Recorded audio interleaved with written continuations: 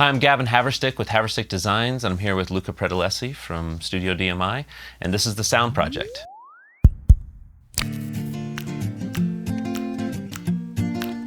Luca, thanks so much for joining us. Amazing to have you here. This is the first on-location shoot of our podcast that we've done, which is pretty amazing. Honor. I really appreciate you allowing us to come in here, and Studio DMI is just one of my favorite places to be. I mean, it's not it's not just the studio, which is amazing, but it's the people, like you and Tori and Tommy and Rob, like everybody here, you just feel like you're family. Likewise, exactly right.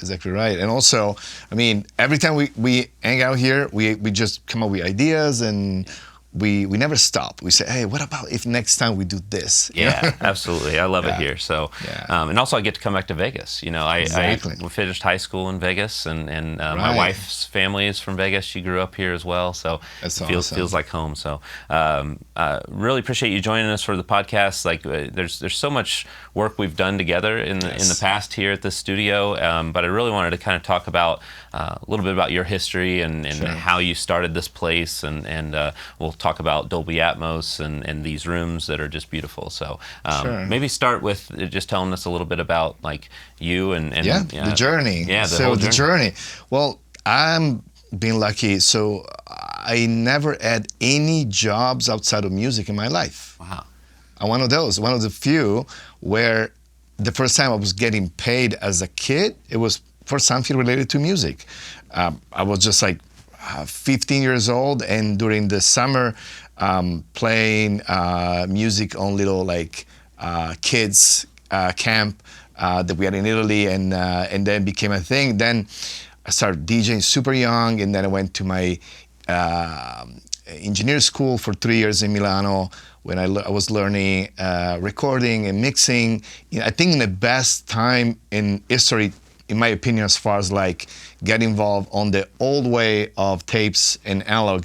But then the second year, it was just like dive into digital early stage. So it was like the late 80s. So I was exposed to a lot. So, and then I was one of those kids where I would just like wake up in the morning for music, and then just my entire day was try to essentially dive deeper into anything would just like trigger my curiosity. So I would just like go into production, but then I was DJing, but then I was an okay keyboard player, but then I was like getting into recording, but at the same time, I was very fascinated about mixing. So then what happened, I feel, was about 18 years old, I started producing in a moment, again, perfect timing, I guess, where dance music, I think in Italy, in Europe in general, became like a pop thing, a big thing, way before North America. North America,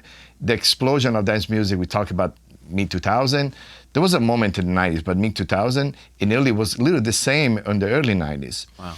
And then so I was producing, but with an understanding of mixing, with a little bit of background of DJ. So, and then I was involved on my early 20s on big records, and then I was doing this for a living. Then my thing was, even at the young age, was like, okay, eventually one day, what I really have in my heart, I want to mix and master. That was my thing. And I was just loving both as a art form, with the two mindsets. And then eventually on my second life, I was able to dive and just do that. Yeah. So when you're working on those projects, did you have a studio at your house, or did you? Yeah. So I had a small room, same experience that we all had.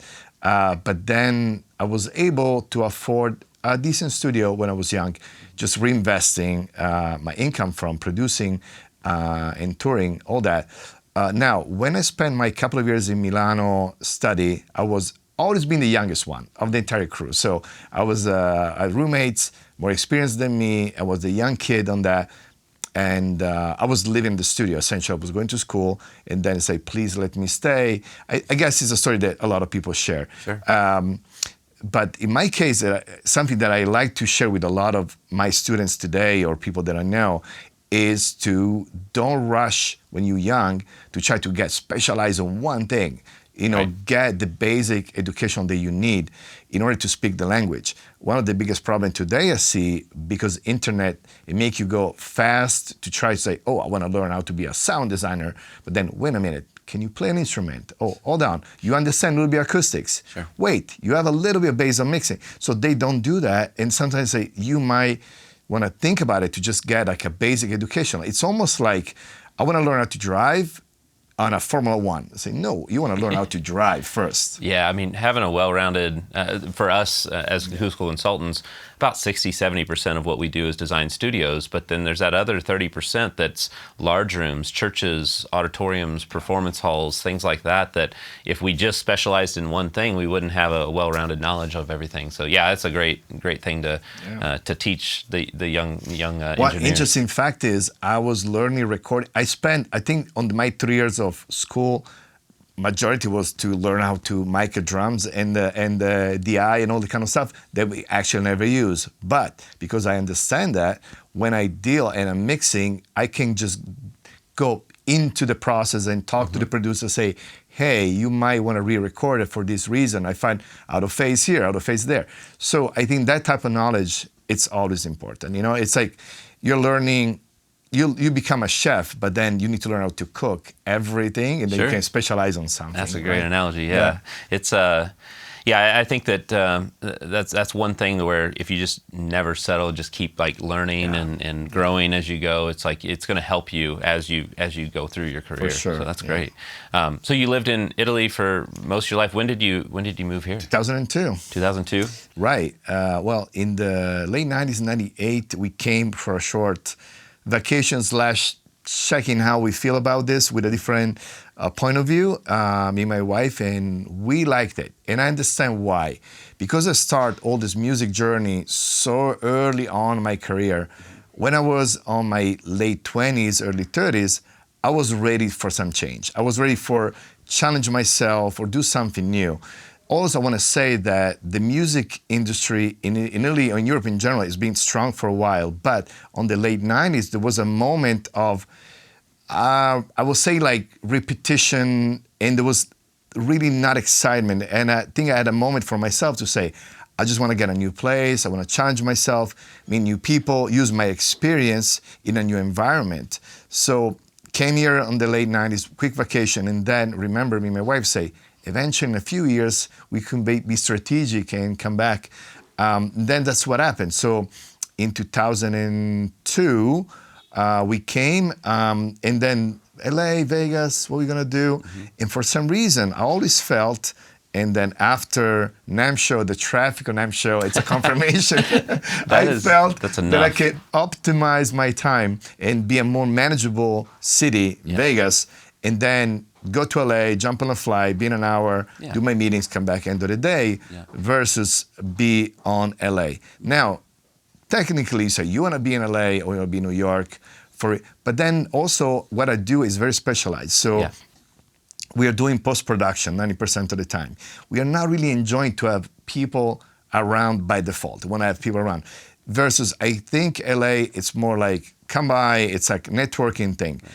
We did a decent job where right now Studio DMI has a brand recognition where we have meetings at the studio or we do listening session before or after, but we like to just focus between the team. And that back then, I mean, Vegas was booming. I mean, I moved here in 95, I believe, but it was like the fastest growing city in America for like 10 years in a row. And nice thing is too, is that with what you do around that time, remote collaboration was becoming more of a thing, and you didn't have to be in a certain city. Oh no, and then plus with the explosion of dance music in Vegas, where the biggest residency as far as DJs, they're in here. I mean, we talk about North America, there's nothing better than Vegas as far as like long-term residency. Between, again, us moving here and the peak of like EDM, that was like 2012, 13, we had several rooms and studio. I would like to talk to you about that, which is kind of crazy what we did. But then we end up having a studio inside of the Wynn Casino. At the moment, the Wynn was the biggest thing as far as dance music. So there was a networking thing, but then never being strategic. We never say, okay, we're going to move to Vegas because we have a crystal ball and we see that in a few years it's going to be like the capital of dance music. Who knew? It just happened. to be there. You know, good. That's nice. Gavin, about Acoustics, which is interesting. So we came here with a more mature, humble, control thing. We say, okay, we're gonna kind of like start fresh as far as like in America. We don't want to come here and just build the biggest studio ever. Always very, I would say, conservative in the sense of like we do the steps that we need to do in order to get to this point that we are today, of course. Between that, our first room was sharing an office space with attorneys and the insurance company where I was going like 8 p.m. after they closed the office and worked till like 6 in the morning in the worst acoustic environment, give me a headache. But it was like, again, you know, just starting. You do what you have to do. Move the couch in a certain way, do a few things, and works. And then eventually we went to the Wynn casino, which also the story is pretty amazing because back then I used to help Diplo and Steve Aoki in two different projects, early stage of their career. Diplo was already incredible as far as like ideas, music, production. Major Lazer was starting up. But then he called me and he's like, hey, I heard about your mixes and I just want to hang out and then play some music for you and just maybe we work together. And I remember it's like, okay, give me the address. I'll be on a cab. I play the Wynn tonight. And then I send my address and he called me, he's like, I'm here, but this is like offices. This is like where's your studio? Attorneys and what is the studio? And I say, and then I remember I walked downstairs and I said, okay, walk with me. It's like, where are you going? It's an insurance company. What is? and then we did that for a while. And then I used to drive him to the casino, literally. And then one day we're driving down to the Wynn. It's like, I need to play in like 15 minutes. So we're driving down. And then we get there and literally 30 seconds before I leave the car, it's like, why you don't open a studio here at the Wynn? Yeah. And then, all right, see you next time. And then it's like back on my mind, it's like, that's really a good idea. And then I remember I say, hey, let's do it. What about, so he talked to the Wynn. I did the same. 1 year after that conversation, I was sitting at the Wynn running the Studio DMI, the Wynn. Wow, I didn't know that. And that was like a 5 years thing for us. What happened after a few months, I felt be a tourist every day because you used to drive to the strip, park. It's like, oh no, it's 4th of July today. God, I can't park. Oh no, it's like a Labor Day weekend. You know, right. So. And then there was a lot of rules also with the gaming control because to access the casino, the studio was under Encore Beach Club, where to get there, you need to go through security. This means, oh, let me grab Skrillex and walk to the studio. No, you need to show ID. You need to fill up the forms. It was very, very complicated. A lot of red tape with that. Yeah. I didn't know that at all in that history. That's cool. I mean, because when I lived here, like we live 15 minutes away from the strip, it just kind of disappears until you want to access it. But but yeah, to work down here all the time. So at one point it was me and Jacob basically living at the Wynn day and night, super small room. So to find the space, we walk to the casino for a day, can't find anything, and then we find a conference room from the gaming office, whatever it was. And I was like, you guys can take this. And then remember going up on the restaurant and say, all right, Jake, I'm gonna play some music. Tell me if you hear anything, right? Yeah. Because we are downstairs. It's like, no, there's no noise. Like, all right, let's do it. That's lucky. Then we built the little room.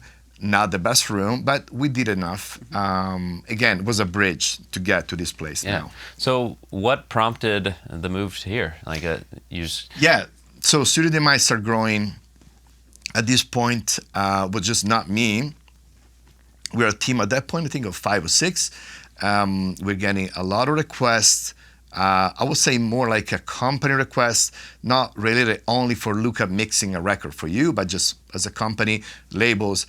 And the Wynn, it was great, but again, we're getting too small.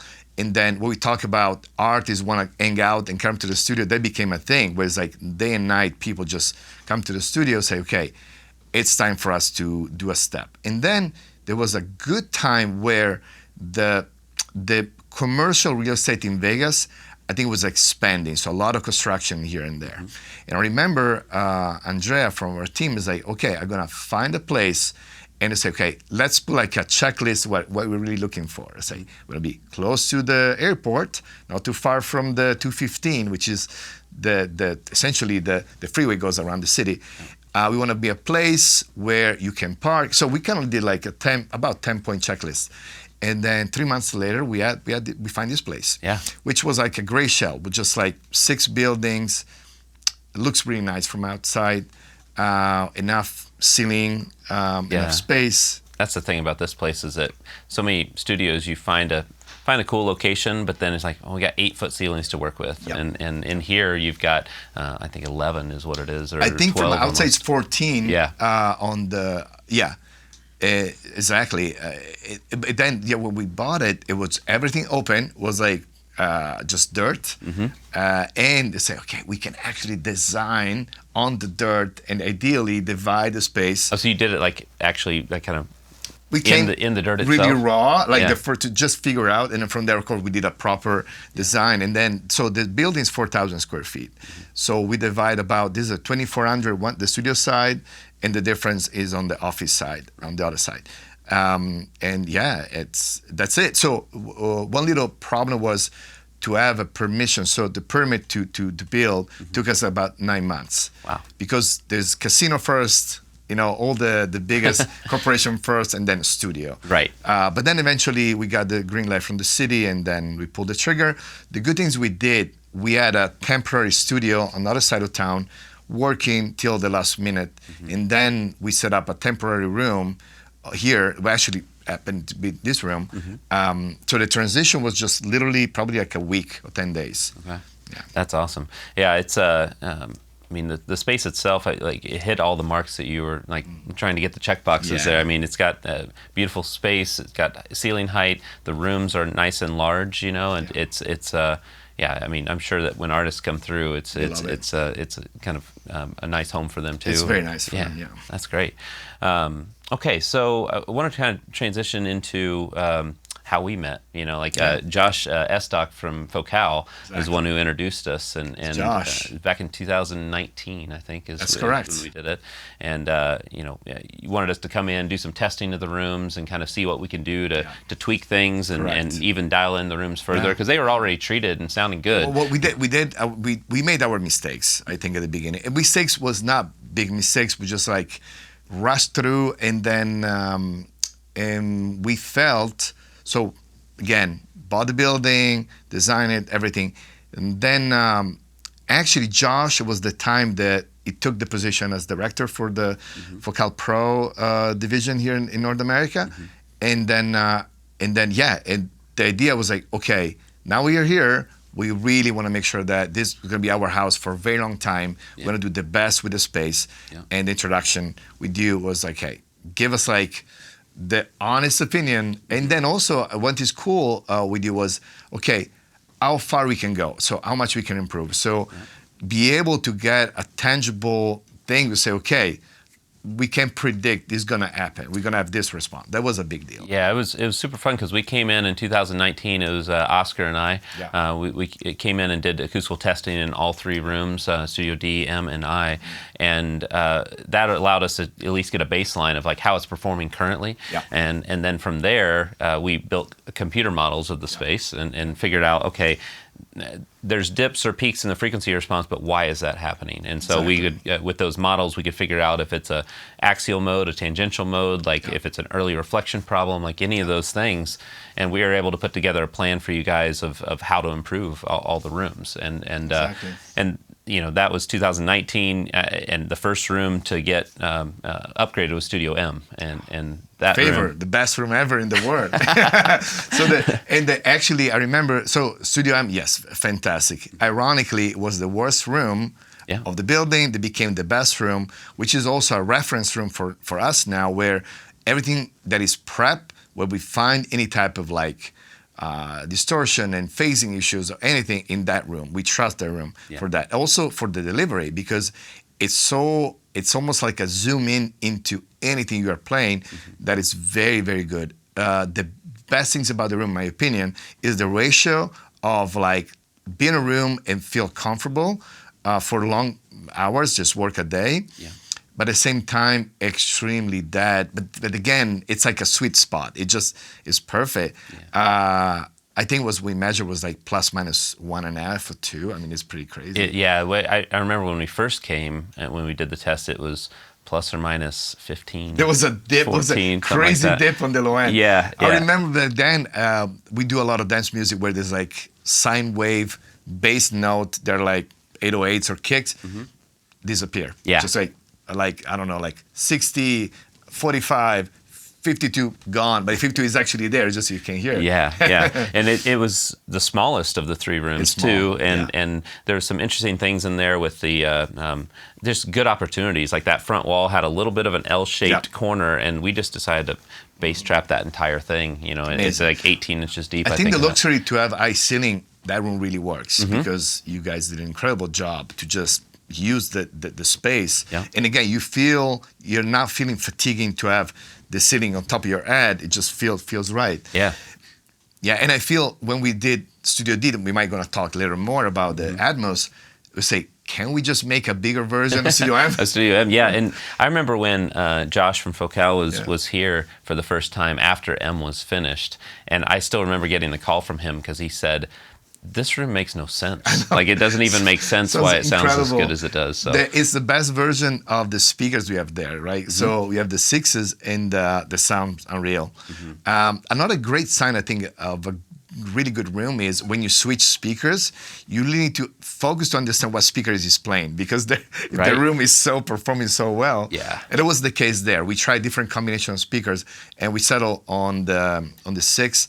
The Focal, and the sounds fantastic. No subs needed, anything. But remember, we tried, with the smaller one, we tried with the 11. The 11 was too much. But then we settled with that speakers, and it almost feels like the room is enhancing. It gives like the best version of the speakers, Yeah, it's amazing. I remember Josh said that it was the best he'd heard those speakers in a room, which is just a crazy testament of this little small room that could, right? Yes. So I remember actually earlier this year, I brought my dad and my brother through, and they'd actually never heard any room that we had done. Amazing. And so they got to listen in Studio M, and of course my dad chose the critical listening of Jimmy Buffett, which but he'd never heard Jimmy that way. So but yeah, and my brother listened to the Beach Boys in there, and just like I mean, it's cool too, because I know you guys do a lot of EDM music, but that space is just great for all sorts of music. But one thing I think we learned this time is no matter what, when the room is good,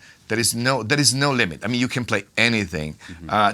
Which is answer, I think, a lot of questions that I'm receiving myself is, what is the best way to have an optimized room for dance music? It doesn't exist. Right. You need to have a good room, period. And then it will work anything, right? That's great. Yeah.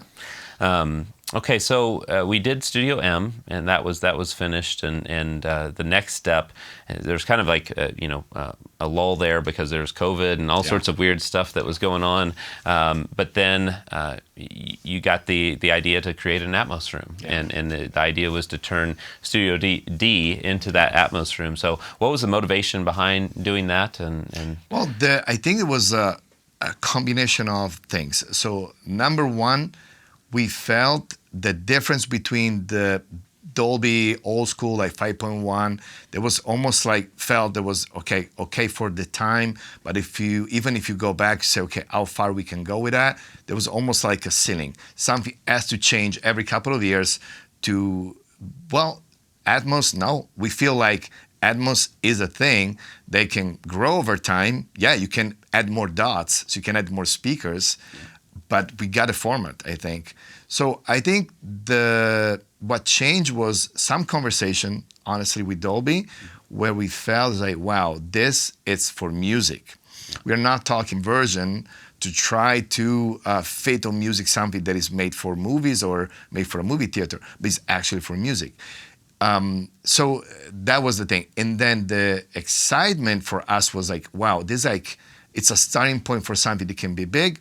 We are not rushing through. We feel that we are at the beginning of everything to the point there is no actual reference tracks. So on dance music, what you experience always that it's something before you that you want to listen as a reference point for your songs. When we start to dive into Atmos, there's literally nothing. Yes, there's some classic that's been done, not necessarily good, because not a problem at the beginning. Sure. At the beginning, it was just not a guideline, so people just try to do whatever they want, and then there was cases of almost like reproducing or remixing, not necessarily in the best way, but as far as dance music, which is the music we are exposed more, there was nothing. So we felt like, okay, we're in a great point of this is going to be like the next 5 years or more, or keep growing. We want to grow with this technology. Well, and I think Dolby Atmos too is just such a great platform for the type of music that you do. Yes. I mean, for EDM, I mean, there's so many different cool choices that you can make, and I mean, everything I listen to in Dolby Atmos just changes the game. I remember hearing Elton John's Rocket Man in Blackbird Studios in Nashville, and I was just like, okay, now I'm ruined for any other sort of system. Yes. It's just pretty amazing. You know, the interesting fact, like the effect you're getting when you listen to proper Atmos and you go on stereo, it's more than honestly going from stereo to mono. When we go to stereo to mono, it's Atmos to stereo is like, wow, I'm losing the dimension, the placement that I had. And I also feel we are more sensitive now to options that we have on mixing because we don't have headroom concerns. So we don't have, virtually we don't have ceilings. So on stereo, we deal, and we became very creative over 20, 30 years or more dealing with that to kind of like give a perceived dynamic or transit. But then we are fighting with these ceilings, with this like summing, that everything is going to sum somewhere, versus Atmos, really, it's like a freedom. So, and also give you, as an engineer, an opportunity to be technical but creative at the same time. Right. Which is great. Yeah, it's pretty amazing. And you know, nice thing about when we started to redesign Studio D is that we had already tested the room from back in 2019. So we had all that data to work with. We had some plans that we had developed back then on what you're going to do to improve the room, but we tweaked those because now Atmos was a consideration. You have more speakers firing in more directions. Other things that we had to consider was how are we going to get the cables to the speakers around the room without it being an eyesore, you know? And so there's things that we had to route the conduit behind the treatment, and it was really fun to kind of dig into all those details, and now to step into it. I mean, it's just an amazing space that you guys use probably every day, I'm guessing. A lot. Also having the luxury to have a room that you own and that you kind of like, it's an open space. You can just like make something for a very long term. It's not like we're not doing for a few years and then we'll see. And again, with the same mindset of Atmos will stay, will grow over time, we turned that room, I think, in an ideal space where everything has a placement. Like you say, there's like cable management, and the cable between power and audio is pretty crazy. But it's so clean, and I feel there's like a feeling when you walk in a room that you can tell has been built in a certain way. You go in a beautiful movie theater and you feel, you experience the movie and the audio and the video, but then the aesthetic of the room really works. So that's the case of Studio D. It's got to do both. I mean, all these rooms are beautiful here, and it's like they have to perform well acoustically, of course, but if you don't feel creative in these spaces, then it's very true. Yeah. Very true. And I would say that with doing that Atmos conversion, a lot of times, I would say most of our clients, when we're working with them these days, if they're building a new studio, it's always a topic of conversation. Like, even if they're not doing Atmos right now, they want to plan for it, and it's easy to run conduit in the beginning. And then when it's renovating an existing space, people really want to figure out the best way to do things. And obviously, it's easier to build from the ground up. But in your case, I mean, we work around what was there and made it happen. So. It's also a longer process than most people expect, because there's so many details in doing this renovation that you've got to, the cable management's part of it. It's like making sure that you treat the room in a different way, because let's, for instance, say sometimes people have soffit mounted speakers on the front wall, and now you've got rear channels that are firing directly at a reflective surface, and there's things that we have to consider. Mixing position also. That totally changed, because you were, we had it at the 38% point in the front of the room, but we moved it to the 38% point in the back of the room because you've had that big screen on the front wall, and you don't want to sit that close to it, and so correct. And also, well, we tried to have a little bigger sweet spot, but in a way that feels like that you can experience with multiple people. Now, obviously, we know if we sit on the couch, we have this on the sides, on the back. But I'm very pleased with the result that even when we have listening session, we sit in 3-4 people. We did during the event for the Latin Grammys, and it was an experience. So the big upgrade was adding the 12 we can talk more about that. But sure. We adding the 12. I feel the low end of the room now, it's just more organic. Feels like more power, more edge room. We can push more. The room is fantastic. Yeah, it's beautiful. Yeah. You mentioned Latin Grammys. Talk a little bit about the event that you guys put on. Amazing. So the event was, well, Tommy did an incredible job because he put together Dolby and Apple and us and Focal and everyone involved together for a few days. We had an amazing listening session with the best of Latin music on Atmos format. We have great workshop and just we actually had cars outside of the building. We had a beautiful Maybach, Mercedes Maybach with Dolby Atmos system on the car. Stunning. So it was an incredible experience. Also was a way for people to actually experience Dolby Atmos in a room. Yeah. There's a lot of like perception of people there listening on headphones. They experience the 5% what it really is. So that was great. Yeah, I was really bummed that I couldn't make it out for that. Right. I think I had another trip I couldn't reschedule, but it was, it just sounded amazing. I followed it on Instagram and all the people that were here. I mean, well, your name was like great room. And, that's awesome. That's so great. So, what are you seeing as far as requests for Dolby Atmos now that you have the room? Are you getting a ton of requests to mix in Atmos? I think the combination was getting really high-profile Atmos work on the right time. So the biggest, we did Skrillex 2 albums after Skrillex being out of for like 4 or 5 years. That was a big deal, especially because Skrillex is an incredible producer. His sound design skills is unreal, and his concern was, okay, did Atmos will kind of change my intention as a producer?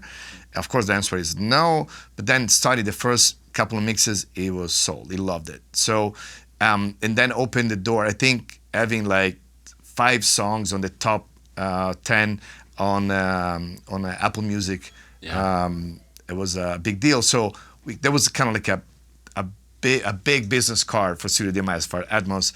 And then we had, from that point, a lot of, from dance music to pop music.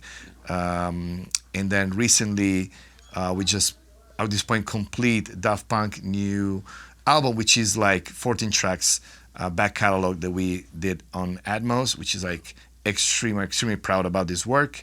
We worked with Mick Kozowski and there was Robert Guzman, which is our Atmos engineer. He did an incredible job on that. That's super exciting. I mean, there's going to be so many people that listen to that, and it's going to point back to here. So proud. I mean, even setting up the sessions, Mick, it was so passionate about the project, of course, because he was the main engineer on the original project. Very, very expensive production back then. Incredible quality. There's a story that Mick was telling us that amazing. Everything's being recorded on tape and on Pro Tools at the same time. And they even did like different speed of tapes to have a choice. Really? So syncing 48 tracks on tape and Pro Tools. So there was 2 years of recording, like crazy stuff. And that was back in, is it 2013? About that, yeah. So he had here sessions with 200 tracks of violins and strings and incredible. So be able to have the freedom to place on a different way. Again, no edge room, play stuff in the back, on top, make organic. So if you think about it, one of the coolest things about Atmos to me, you can really replicate a stage performer so well. You can place an orchestra on stage and you say, okay, how can I see myself experience this performer on stage? You can do that on the speakers. It's you can feel like you're right in the middle of people. Obviously, you need to have a good sounding room, which is another point. I mean, you can teach us how important is regarding to delay compensation and phasing and other things.